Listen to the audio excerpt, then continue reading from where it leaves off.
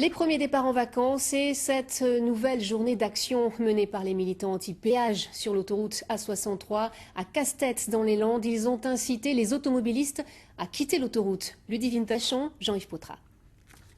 Juste ici, c'est ceux qui arrivent de Paris, de Bordeaux, qui sortent pour éviter le péage qui est plus bas. Le dispositif est en place. Objectif est diriger les automobilistes qui souhaitent contourner la barrière de péage de Casse-Tête et les 3,60 € d'A63. Surtout, vous devez faire extrêmement attention, respecter le code de la route parce que c'est des routes qui sont étroites, qui ne sont pas faites pour qu'on se croise comme ça avec des camions et autres. Même si c'est pour pas grand-chose, c'est pour le principe.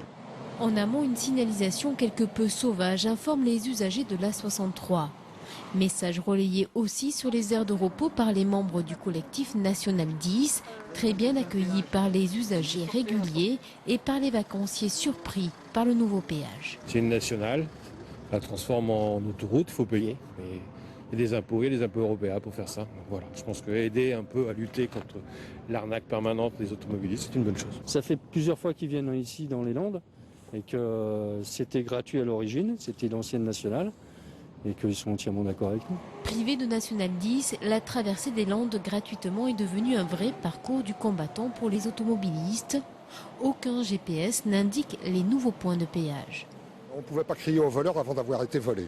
Donc on a été volé le 26 avril. Précédemment, on nous faisait croire qu'on aurait une liberté de circulation. Et depuis le 26 avril seulement, nous savons qu'on nous a privés de notre route. Fort de son succès, l'opération contournement de péage va être reconduite lors des prochains week-ends de chassés croisés.